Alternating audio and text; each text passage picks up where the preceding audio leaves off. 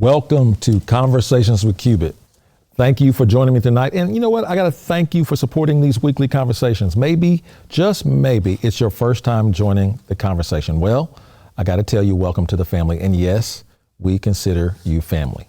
My team and I are excited that you found your way here. And by the way, we love getting all those words of encouragement in my inbox. So keep those coming. They mean a lot to me, my team, and even our guests who join me each week. They get a kick out of those too. Be sure to check out some of our past conversations by heading over to my YouTube channel. Just look up Conversations with Cubit. And once you get there, please subscribe and hit the like button, please. Now, after that, browse all of the past conversations. I'm sure you'll find something that you like. You will not be disappointed. But right now, I need you to do me a really big favor and share tonight's conversation. We're just coming off Bedlam Week, and we are about to have a conversation with a Bedlam expert. That's right. Please don't keep this conversation to yourself. Share this with your community. So hit the share button or start a watch party right now. Let me give a special shout out to my friends Richard and Amy James, who are giving these weekly conversations a home out here at Green Pasture Studios. It's in far northeast Oklahoma City, Spencer, Oklahoma-ish. Green Pasture Studios, they are doing movie making business things out here. Full-fledged movie production, commercials, and even a training academy, a film training academy. They actually teach people of all ages how to work in this industry, and it's really cool stuff going on out here. So please look them up online. You'll be glad you did. Now, let me share with you 3 very simple goals I have for having these weekly conversations. They're simple. One is I want to add value to my community and to people. 2, I want to inspire you to believe in what people can become when we're willing to work together. And last but not least, love people. All this means is I want you to be inspired. I want you to get useful information and resources. And I want to celebrate individuals, groups, and organizations who are making a positive impact on our community. Every conversation will be about information, inspiration, and hope. You ready for tonight? Let's go. Okay, joining me tonight is a local hero. It's my man, Josh Norman. He is here with me today. Josh Norman currently works for the University of Oklahoma's football program as a director of Soul Mission, the player development program. Josh was a member of one of the Sooners national championship teams, played in the NFL, coached at all levels, and so much more. So instead of reading his bio in the typical fashion, I'm going to do this a little bit different because I just don't know what story he's going to tell. I'm going to provide Josh with a few bullet points from his bio, and I'm going to let him share whatever comes to mind from his personal and professional experience. All that stuff we know contributed to him being the leader that he is today. So, ladies and gentlemen, please welcome Josh Norman. You made it, man. I made it. You made it. You found a way out here. I'm trying to tease you because we're out in Spencer, Oklahoma, and you thought you were lost or you weren't gonna find the place. And I was like, you're not supposed to know this place. You're from Texas. You corrected me real quick. Yeah, I did. I've been in Oklahoma long enough to be considered an Okie, and I like it. And you like it. I like it. You like it. Yes, I want to sir. know more about that. So I'm gonna give you a few bullet points. Okay. And you just fill us in on whatever you want, what comes to mind when I give these things. I kind of creeped you a little bit. I went through Google and did all that stuff. So there's plenty to find out about an ex-NFL player. I guess so. You know. Right. There was some pictures with your shirt off and all that stuff too. Did you know that? No, I didn't know that. No, it's not. I need to do one of those internet wipes. I need to hire somebody to wipe clean it off. Clean there it was off. none of that. There was none of that. Yeah. All right, so I'm going to start with bullet point number 1, Midland, Texas football. Yeah, man, it's a big deal out there, Midland, Texas. That's where you're from? That's where I was born and raised. Born and raised in Midland, Texas, man. 1824 East Maple is where I got all my rearing from. And so, I grew up playing football since the age of 8 years old and played through high school and had a great time. It built a great foundation for me. I'll say that. Right. It's a football town. It's a football town, yeah. Now, the movies embellish a little bit and the whole town shuts down and all that. I mean, yeah, Friday Night Lights. Friday Night Lights, yeah. Yeah, that's where I know the name from. Okay. Yeah. I'm from Midland, like Booby said. Yes, I am. Okay, I did find this interesting. The school you went to was Midland Lee High School. They had a name change. Tell me about that. Yeah, man. So grew up, going to Robert E. Lee High School, and had a great football team. They won a lot of state championships, and just at that, growing up in Midland, it just was what it was, right? And I remember as a young kid asking my dad, like, how we going to a school named after a Confederate general? Mm-hmm. And it just is like that's where you're going. Okay, cool. And the older I got, and the more I became educated on who he was, what the Confederate Army was, and just just everything about the Civil War. It was like that ain't cool. And even as a young kid, like there's this voice of oppression over you that tells you, you don't need to worry about that. Don't talk about that. That's where you go, Right. And you're not able to ask questions about like, why is this school named that? And then you get older and you understand, in the 60s, like there was always Midland High School, and when segregation happened or integration happened, they were like, well, y'all ain't coming over here. And so they built a new school that would be integrated, and to throw it into the face of the black people in the community, they named it after a Confederate general. Right. And that ain't cool. That ain't right. Like, yeah, let's get rid of that, and it's not, we're not losing any of the history that we have at that school.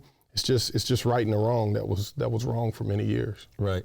And so you played an integral part in getting that changed. I read where it was kind of a birthday gift to you. It was a birthday gift. They held the board meeting on my birthday, and this was in the middle of COVID, and so nobody was actually able to go to the board meeting. And so even just from my home, I was able to Zoom in and just say my piece, and like a lot of people there.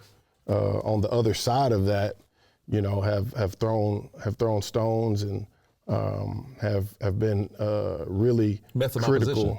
Yeah, a lot of opposition. Really? Yeah, and like they were making it out to sound like we were leading a charge. I only spoke my piece on why I felt the name should be changed. And the Norman name, it's a good name in Midland, and. My dad has done a good job of raising us, to serve the community and to walk upright, and and so I guess we didn't even realize the weight that our voice carried, and there was a lot of backlash because of us speaking out against that.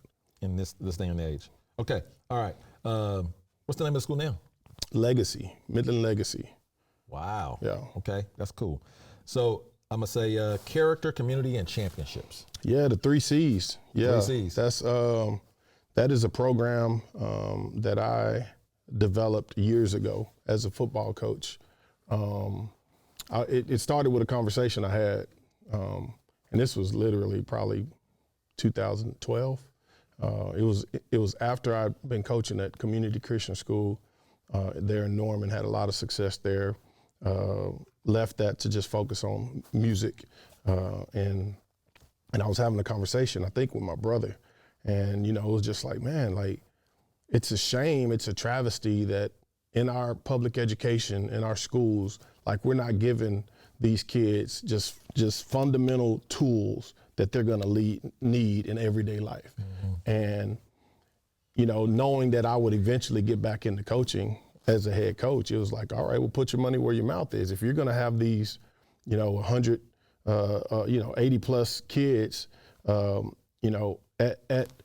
your, sitting under your tutelage, put your money where your mouth is. And so every athletic program in Oklahoma and Texas, the majority of them, at least larger programs, they have one, a class in the day that's just an athletic period.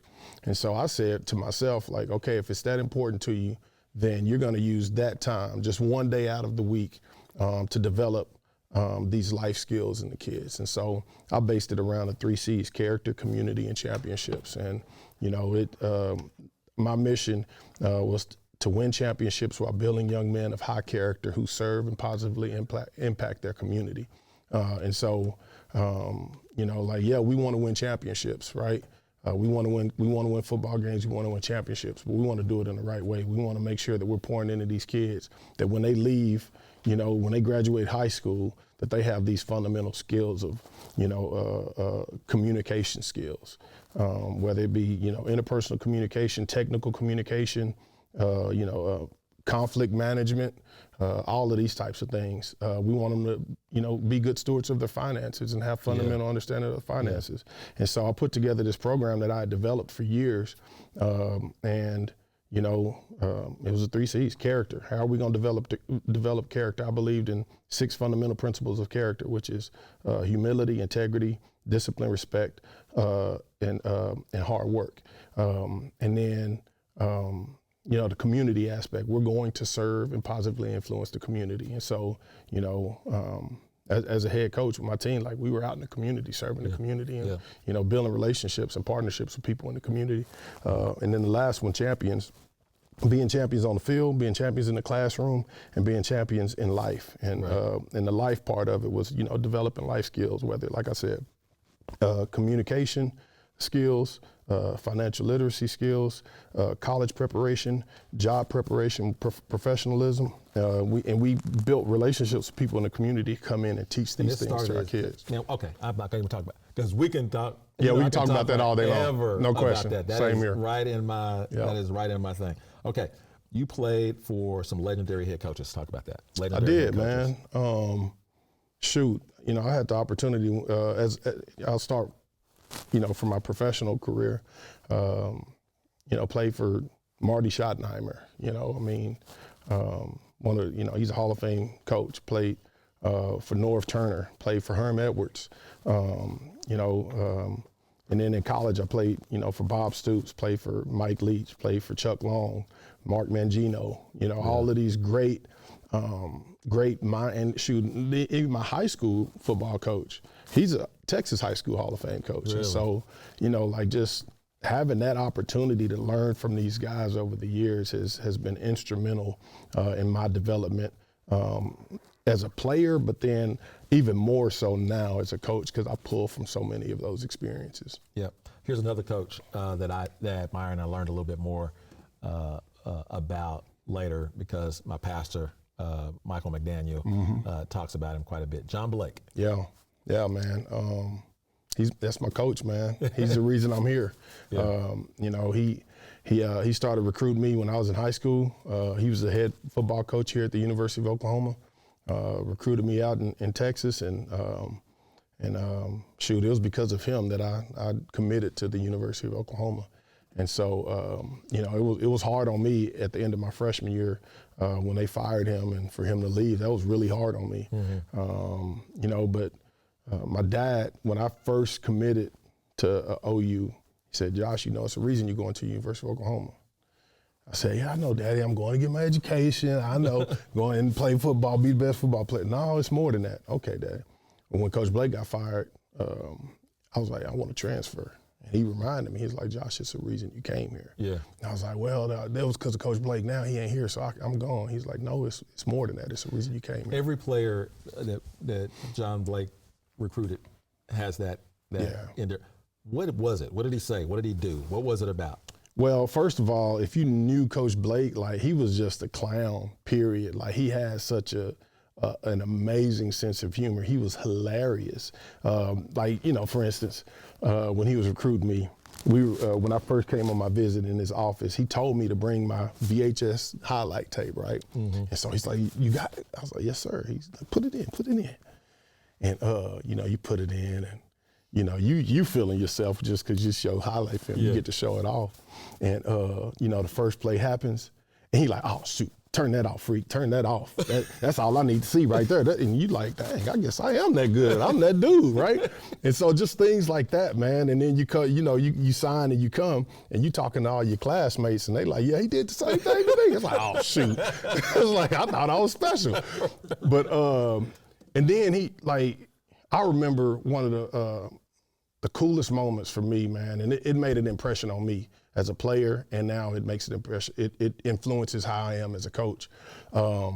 He had an open door policy. We would always just walk in his office and just talk to him and stuff. Well, one day I walk in, me and a couple of guys, we were coming from class and stopped by his office. We stepped in, and the athletic director was there.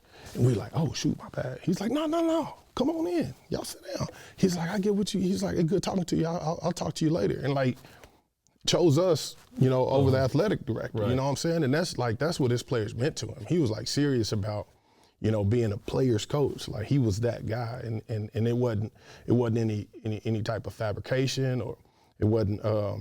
You could tell it was real. It was genuine. Authentic. It was authentic, and it was genuine. And so that's really influenced like that part of who I am as a coach. Like because when the new coaching staff came in, Coach Stoops, like that just wasn't a part of his personality, right. And I missed that. You know what I'm saying from from Coach Blake's time. And so, but you held on. Oh yeah, and got a championship. Yeah, held on. Okay, let's talk about memory from the national championship game. The game itself, or just the journey. I say that just because. Like when me and my buddies get together, we had our reunion last year for the 2000 National Championship. And, we've done a few things since I've been back at the university working there where guys have come back. And the truth is, like, we never talk about the games.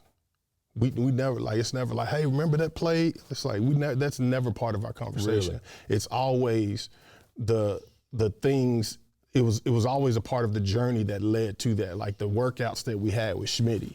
You know what I'm saying? The conversations that we would have in the locker rooms, the times that we were going, walk into the facility about to work out, and we like, man, if I just step out in front of one of these cars, I won't have to do this. Like I would much rather just get hit, right? You know what I'm saying? And miss a few days, right? And so like it's always those type of things that we talk about. And so, I try to express to people and even to my players, man, like when we hoisted up that diamond ball, like that was cool. And that was, just like the cherry on top. But man, the journey that we had that year or the summer before leading into that year and all of the adversity we had to overcome in order to get to that point, that's what made that year so special. We got to talking about belief and the type of belief you got to have to win a championship or just to participate at a high level at anything, right, including sports. Do you remember ever doubting that you could win the championship during that journey? No, and I've said this for years. Even like I'm talking about during that season and after that season. I've been saying this for years. Like, there's no way you can go into a game doubting and I ain't gonna say no way, but the chances of you going into a game doubting or going into a season doubting, and then being able to overcome adversity in those moments is not likely. And so like the first meeting we had in fall camp of that year, Coach gave players an opportunity to speak. And Josh Heupel got up there and he said, I've looked over the schedule. And he literally went through each game of that season. He was like, lost to them by 5 points. If we would have done this, that, and the other last year, we would have won that game. And went through and he's like, there's not a team on this schedule that we cannot beat this year. And so, when you're down 14-0 against the number one team in the country, Nebraska, if you don't believe, you're not going to win that game. Win it. Right. If you're down 17 points with 4 minutes left against Texas A&M in College Station, you're not going to win that game if you don't believe. Right. And so but like we truly believed, and it was because of all of the work that we put in. We believed that we could actually go and win the national championship, and we did. And especially today, doubt, you don't have to fabricate it. There, people are going to doubt. You're going to get doubt every time you turn on the TV, and that kind of stuff. You don't need to bring it to yourself at all. It's going to be there already. Yeah, it's just white noise, man. All right, family, wife, kids. We can't talk about you without talking about the family. Yeah, man. So I'm married to Jessica Renee. That's my baby. That's my love. We don't have any children. We have a cat. That's probably y'all's kid. That's probably, I know how these I'm not gonna distort that line of thinking. Like, no, it is not a child. Okay, yeah. It's really low maintenance. But my wife is an avid lover of animals, and so she wanted a cat, and we have a cat, and I like dogs. I don't mind the cat. I like dogs, right. But we don't have any yet. Don't get in trouble. Soon. Don't get in trouble. I got to get 2 stories from you. 2 more. You already counted some good ones, man. We haven't even talked about Soul yet, and this is so good. Yeah. It's so good. So, Oklahoma, Texas. Shoot, man. You're from Texas. Yeah, born and raised. They recruited me. They recruited me highly. They recruited you. Yep. You came to OU, and you played in a few OU. I got cussed out for that too. Let's talk about it. My freshman year when we were playing Texas, it was my first experience at the OU Texas game, and in the bowl of the Cotton Bowl, like half of the ring is all Texas burnt orange, and then the other half is all OU crimson, and so. At some point in the game, we're getting beat pretty handedly. That was Ricky Williams' senior year, and we're getting beat pretty handedly. And me and a couple of freshmen, my classmates, are sitting on the sideline, and I guess we're right around the 50-yard line because we got some Texas fans behind us just giving us what for. Yeah. Because y'all effing traitors, y'all left Texas because we were big. We were big time players coming out of Texas, and we went to Oklahoma, and they were giving us the business. And I'll say one more thing about that game. So my senior year in high school, or after my senior year, I played in the Texas High School All-Star game, right? And I would love if anybody out there can find this article, because I said this at the game. I was getting interviewed by some reporter that was at the Texas High School All-Star game, and a guy that I played against in high school who played at Abilene High School by the name of Ahmad Brooks was sitting there with us, and he was going to Texas.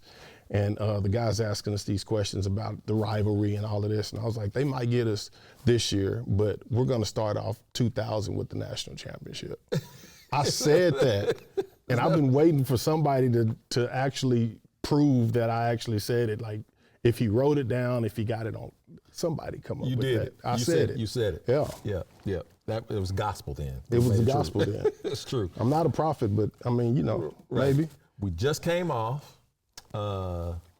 something I'm pretty sure, a Bedlam battle this past weekend.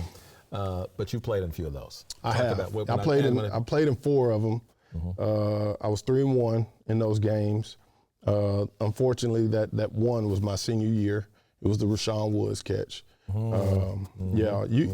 You can always remember like the ones we lost just because it's so little. Well, I think they have done 6 in 900 years. I don't know. It's 19 total in 117 years, I believe. There you go. 19 total. Yeah. Okay. So I'm not. He's hating. I'm not hating. I'm just stating facts. Okay. Yeah. I'm just throwing the facts out there. Though. I'm just saying, like, everybody can remember. Like, if you say the Rashawn Woods, they're like, oh, that's one of the 19 that they won. Right. But you say the Piron knee that he took. It's like, oh well, I guess that was pretty memorable. That's one of the 91 that they've won. Okay. Yeah. Oh. No. Yeah. All right. Oh, shout out. Can I give a shout out to my man Les Thomas. Oh, B Les. Shout out to B Les, man. Yeah. Hey, bro.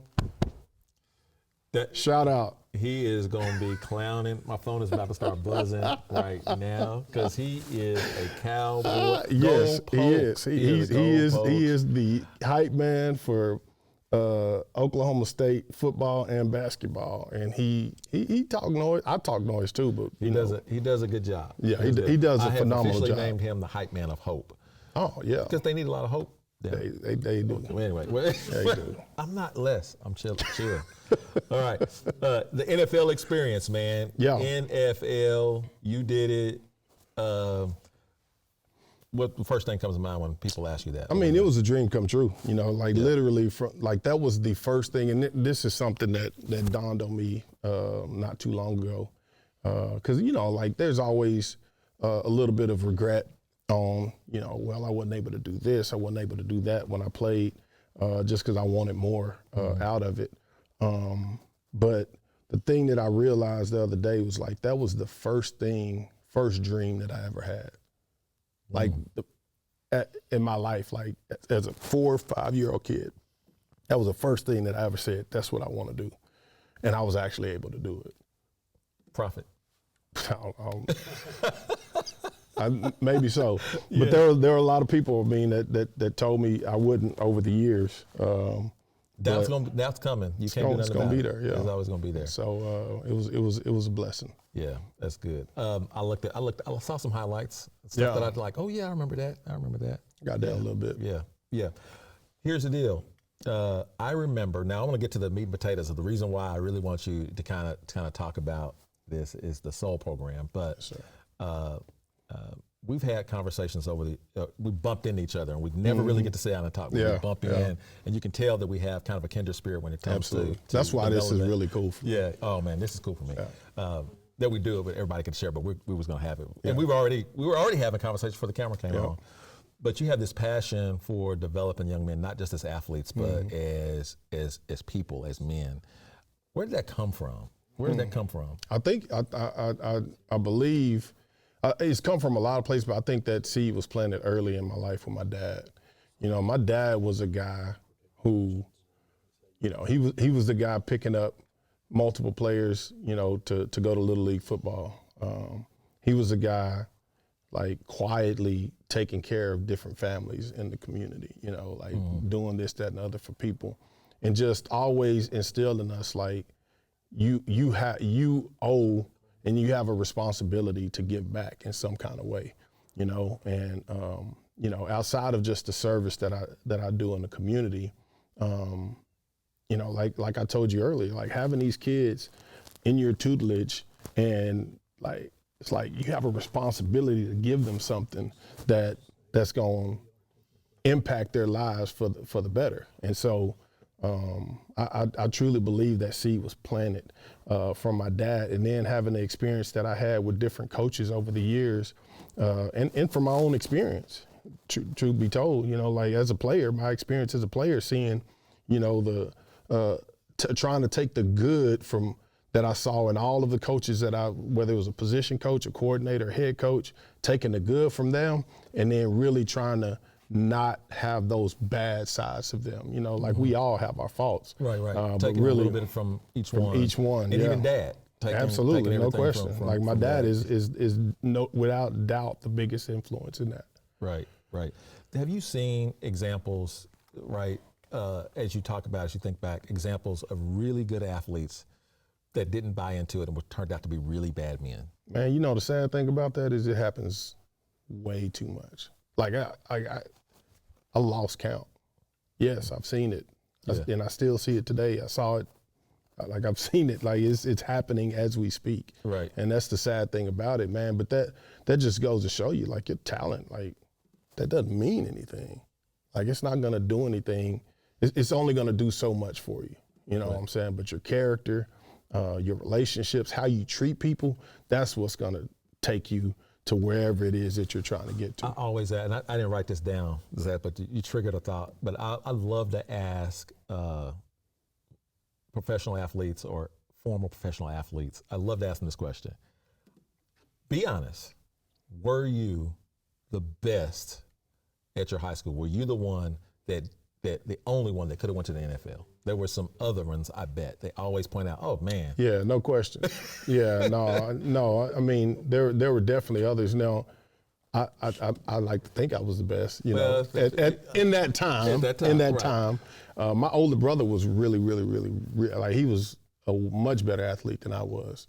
You know, #1 safety in the country coming out of high school, and you know, like second in the country in his time in the 300 hurdles. Like he was like a phenomenal athlete. Right. And he had his opportunity at the NFL, and it didn't pan out like he wanted it to. But I mean, yeah, I like as I'm saying this, I'm thinking about guys that either came before me or I saw after me who had that ability. They didn't didn't get close because they didn't even get close. It was one statement my dad used to say about one of the guys. Said, "Yep, could have went to Penn State, but went to the state pen." Right. You know, and it's like, Yeah, man, it happens way too much. I mean, in my coaching career, every year you're going to have a guy like that, unfortunately. Right. You know, and you want to save them all, but you can't save them all. Right. So, all right, tell me about SOUL. What does it stand for? It's SOUL, Soul Mission, and it is an initiative that was created by Coach Brent Venables, the head coach at University of Oklahoma. And SOUL is an acronym for Serving Our Uncommon Legacy. Mm-hmm. And the uncommon part comes from a quote from George Washington Carver that says, when people can do the common things in an uncommon way, they'll command the attention of the world. Mm. And so we're trying to build uncommon men, you know, who truly, I mean, it's directly in line with the 3 C's that I was talking about, character, community, and championships. Like really trying to build a holistic person. And, you know, like our whole deal is, like, we want to prepare them for life after football. Like, they're living life right now, and we're helping them through that. But we want to make sure that when they leave, you know, our support system, that they have a great, solid foundation to go and be uncommon in the world. Right. And so, yeah, I'm fortunate to be a part of it. I try to tell people all the time, like, you know, if you look at SOUL, Serving Our Uncommon Legacy, that first letter, that first word in there, serve, like that is our main objective, is to serve the players. Like, I don't think people truly get that because of all the other programming that we do with community service, financial literacy and stuff like that. But we're really there to serve the players. And like, we've babysat their kids before. Like we are there when they're going through things. We're there to celebrate with them. I was telling Drake Stoops the other day just about the elation that I had watching him have the game that he had. Like, I'm on the sideline just, you know, like beyond myself, because it's like, man, like he's, you know, this is a guy that I spent all of this time with, and to see him out there, you know, having the success that he's, you know, communicated that he wants, and you know that they want. They put the time in to do that. It's like, man, that's what it's all about, man. You know what I admire about him, and not knowing him, but you can see the work ethic. Yeah. Along with the name on the back of his uniform, and you would just automatically, people assume that the name means easy for you. Yeah. Easy for you. Yeah. And he's like, he rejected easy for me and took the hard way. He did. And it's paying off now. He is. Yeah. And I mean, it's like, I mean, that's spot on, because he freaking busts his tail, man. And he's a great teammate. I was telling Coach the other day about how when we were at West Virginia, as horrible as an experience as that was, losing that game, the weather, the conditions were all bad. But, you know, every time on the sideline, he's the one walking up and down. Hey, we good, guys. Let's go. Let's keep working. Yeah. Keep playing, D. Like, hey, Marvin, you gonna make that catch. Like, just great teammate, man. Great dude. And anyway. Right. So back to SOUL. I love the idea, because it really feels like mentoring young men that are away from home for the first time. Yeah. They all believe, just like you. Yep. I am the baddest athlete in the world. That's why I'm here. Yep. Right. Nobody in my town, wherever I came from, was as good as I am. And all of a sudden they hit with equal talent, equal strength, equal ability, and a coach that's just reducing you to normal. Yeah. Yeah. Reducing you to normal. Yeah. I ain't about mama or grandma and them, daddy, can't nobody, all that kind of stuff. It's all about the business. It's all about the business. This is big time football. Yeah. But they're men. They're still young men. They're kids. I call them kids. They're boys. They are. Right. They'll probably beat me up for saying it, but I think a lot of people lose sight of that, man. Like, I'm with them every day, and I see the foolishness in them. You know what I'm saying? And like the irresponsibility in them, and like, they're kids. Like, they really are. They're not kids. Adulting yet. Not yet, no. And we're trying to get them there. You know what I'm saying? And we have a lot of measures of accountability to help them, push them in that way, and support, like levels of support, layers and layers of support for these guys. And it's just 4 of you doing it. You got 4 more. It's 5 total. 5 of you. Yep. 5 of you doing this. Yep. And so all of your former players. Tell me how that plays into. Do you have to still build trust with them, or does your credibility come with you played at the university? No, so this is, this is what a lot of people don't understand. Like when I come into a room, and I say me, I'm just using me, you know, as a placeholder for any former player, right? You walk into a room with these athletes and they know you played in the NFL, or they know that you know, had the success that you had there at OU. Like initially, like that's going to give you, you know, a seat at the table. It'll give you a conversation. With them. It'll right. give you a conversation. But like that's going to dissipate in a week, 2 weeks. Once you're constantly communicating, like they're gonna, like, who is this guy? Like, right? Yeah, they may give you a conversation, but it doesn't give you trust. You know what I'm saying? And all of these guys, man, like that is the biggest thing to being able to help these guys and pour into these guys is their trust, because they're getting hit from so many different angles. Give me some tips, because this is the number one thing in character building, mentoring, support for young men and women is they got to have a positive, caring adult that's pouring into them. Got to have it, right? And I think I see it all the time. I'll say I have people come to me that want to volunteer and work with young people. They love kids. Yeah. I love them, all that kind of stuff. But I can instantly see you love them, but they don't love you, right? They don't know how to connect. They don't know how they care, but they don't know how to show the young people that they care. And if you can't show them that you care, then you might as well not care. Yeah, that's real. Right? That's real. Give us some tips on how to build trust and connection with young people. Be genuine and authentic, period, point blank. Because this thing about high school kids and these college athletes, like they can spot a phony a mile away. Right. Like they can. It's like uncanny with them, man. And so, like, if you come in there trying to be hip and cool and, you know, like talk all of their language and all of that kind of stuff, they're gonna be like, yeah, cornball, right? And but if, like, even with me, like, they've called me a square. You know what I'm saying? Yeah. But that's just me.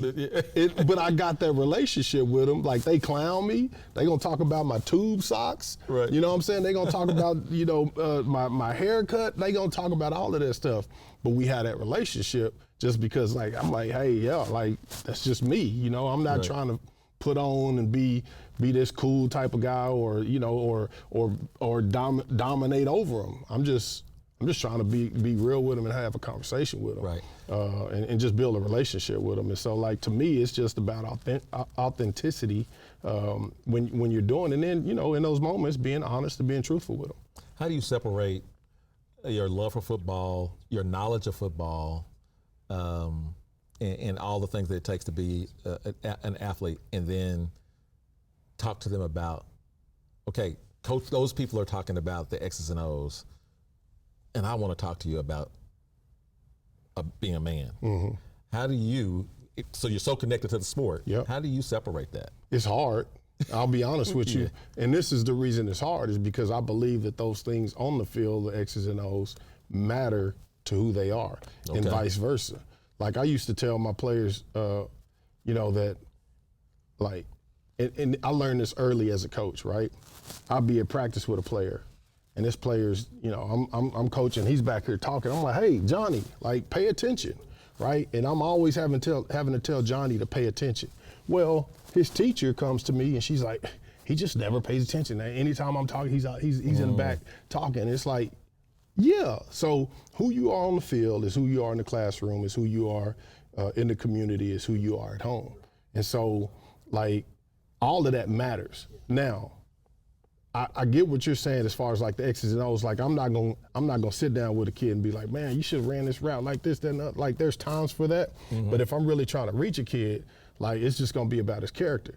Here's the unique thing about where I'm at right now with the Soul Mission program and being at the University of Oklahoma is, like, I'm pointing to the kid off the field and not worried about the X's and O's, and the coach, the position coach, the coordinator, the head coach, they're doing the same thing.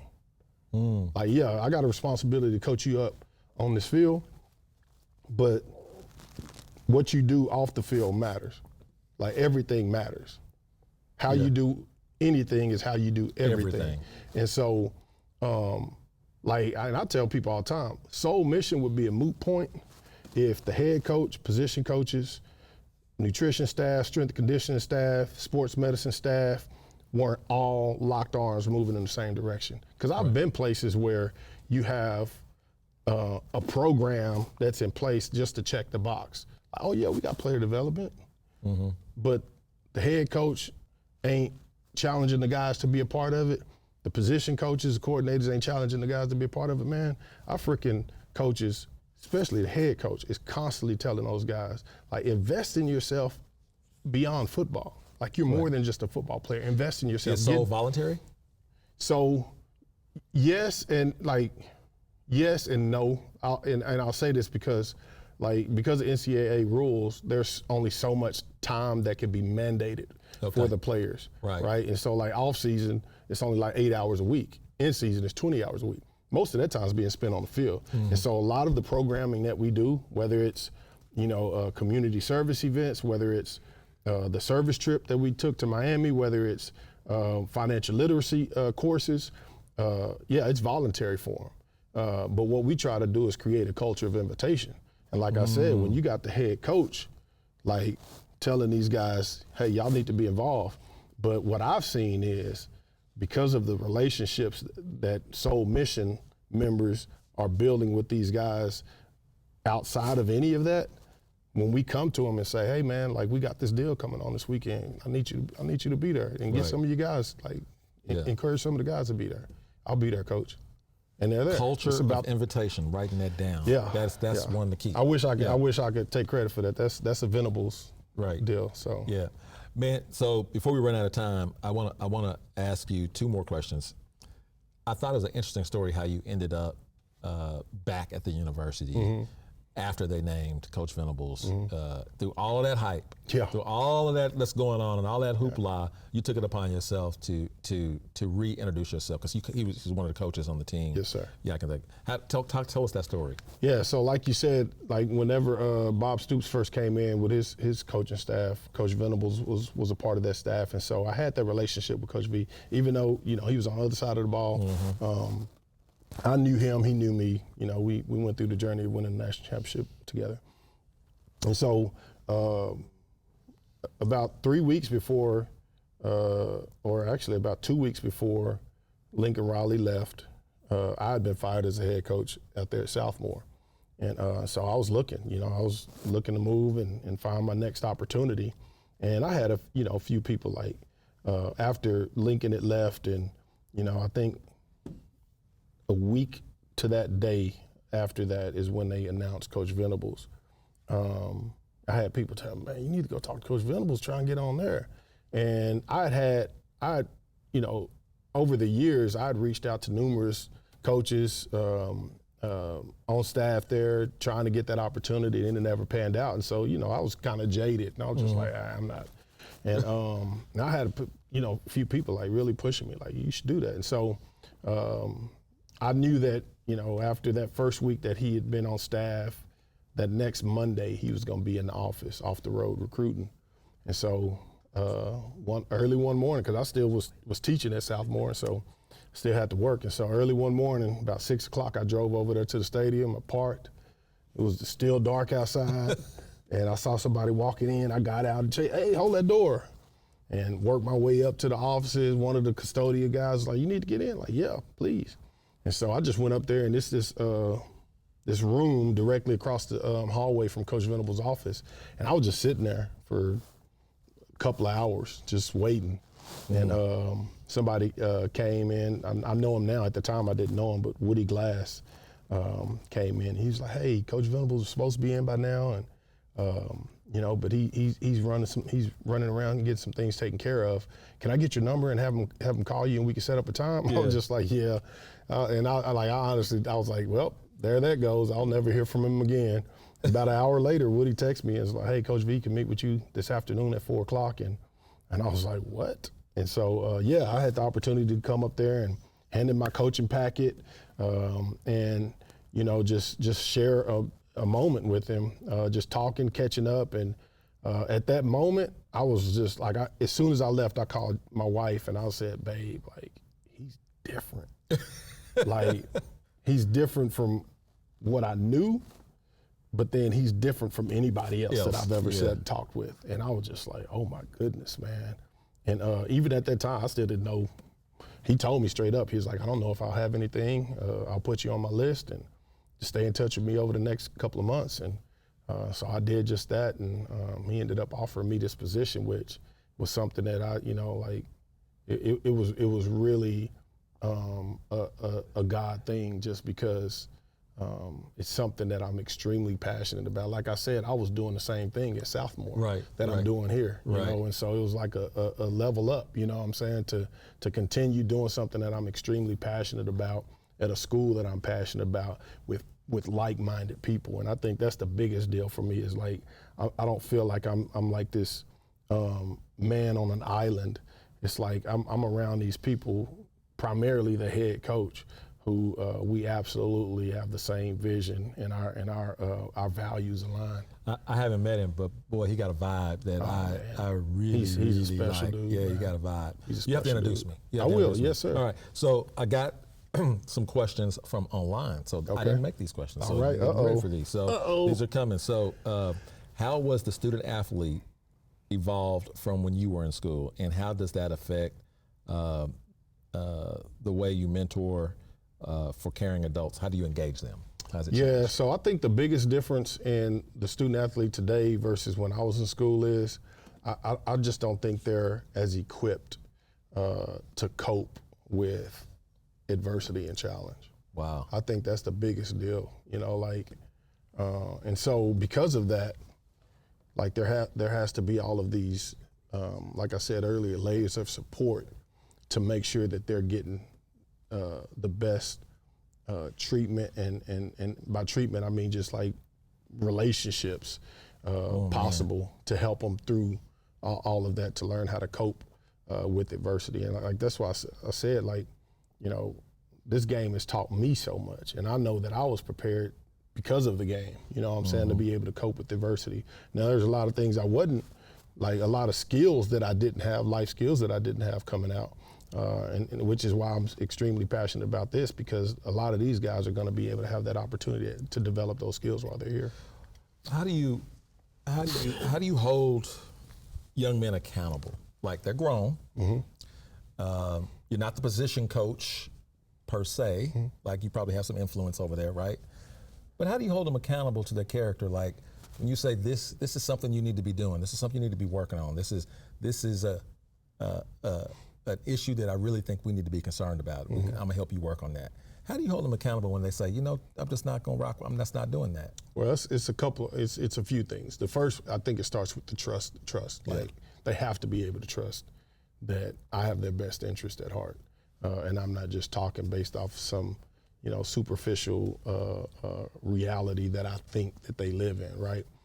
But it starts with trust. Second of all is just the expectations. Like, that's right. Yeah. Just like what are the if they don't know the expectations, you can't hold them accountable to whatever you're trying to hold them accountable to, right?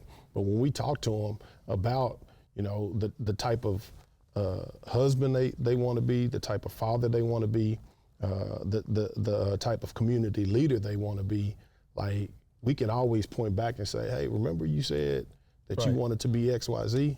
Like, that's what you said. How does this action line up with what you said you want to be? Exactly. How to make that jive? Yeah, that's really the crux of it, is like having that expectation, like them knowing what the expectation is that you can hold them accountable to. The trust is really, really key here, and I'm glad to hear that at the next level it's the same, because I kind of dealing with young, well, I guess 20s now. But here's the thing: if they trust you, they want to make you proud. Yep. They want to make you proud, and they will disappoint you. The fact is, they just don't want to because of the trust factor and all that kind of stuff. And so you do a lot of investment on the front end, because at some point you're not doing them any good if you don't challenge them, and if you don't hold them accountable to the challenge that you put. I think another big part of it too is, like, who are you? Yeah. You know what I'm saying? Like, because every day they looking at you. Oh man. And if you're saying that, that you hold these values, but you're living a different life, You be gone. They let me tell you how I you. figured this out. So I got like a teenager with me, 13, 14 years old, and when we had just did a lesson or a conversation on rules and accountability and, follow the rules, stay in bounds. I think it was like stay in bounds. Yeah. Can't play the game out of bounds. Yeah. Nobody counts out of bounds stuff, right? It's no good. And so I'm taking him home, and as I'm driving home, he knows I'm a police officer and all that kind of stuff. And he leans over to see my speedometer, right? And I'm going, look, he said, oh, I see how it is. I said, what? He said, you're a police officer, you can just drive as fast as you want to, right? Wow. And I was like, oh. Dang. Man, no, I'm sorry. I'm disrespecting you. Yeah. Like he says, no, you're the police officer, you can do what you want to. So no, I don't get to do what I want to do. I don't get to do what I want to do. Not only was I not paying attention to how fast I was going, but I wasn't paying attention that I needed to be respecting you and following the rules in front of you. Yeah. Right. Yeah. So I apologize. And so they're watching, man. They want an always excuse. watching, man. They want an excuse or a reason. I had a kid call me out, and it was simple. It was honest. It was like we playing dodgeball, right?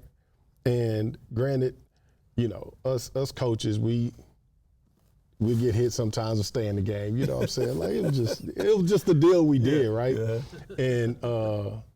And it got competitive one day, and he called me out on it. He's like, you always talking about character and you're doing this, that, and the other, but then you won't even follow the rules. And I'm like, dang. Right. Like that joint cut deep, man. Right. And so I was like, you're right. You're absolutely right. And I walked off the court. You know what I'm saying? Set my tail down over there, hoping somebody catch a ball so I get back home. But no, like that's real, man. They always watching you, and if you're not, if I'm gonna hold him to a standard on his character, and I come to him, and I hadn't been living up to it. But when I am living up to it, and he sees me every day being consistent in that, and I can come to him and be like, come on, man, like you better than that. So you didn't say this, but I can already tell in the tone of your voice. But one of the ways that we establish trust and keep it is being by transparent and letting them know mistakes that I've made, decisions that I've made, or mistakes that I made in my personal life that has impacted me. Even right now, or talk about crossroads that I'm in. Even right now, I share those things with them, and it's really, really difficult for me to teach or lead somebody through an experience I myself am not following. Have not gone through. Yeah. That's It's really good. Yeah. So, man, I appreciate it. I want to learn more about Soul. I want to be like a fly on the wall to see what I got to get you down sometime, man. Give you a tour and all of that, and introduce you to some of the guys. You do know I will not do that by myself. I will have somebody I'm trying to influence with me when we do that. Even better. Let's do it. I'm trying to influence that. So, man, I appreciate you driving all the way up here from time. Thank you. And I know that that phone is probably buzzing with people that want to connect. You got a lot of questions on here. We got to go back and respond to. I wasn't paying attention. It's all good. That's good. I got caught up in the stories. Yeah, so that's good. Hey, man, that's Conversations with Cubit. Now, let me wish you all a very happy Thanksgiving. And remember, you're blessed. You're blessed. Y'all, I'll see y'all next week.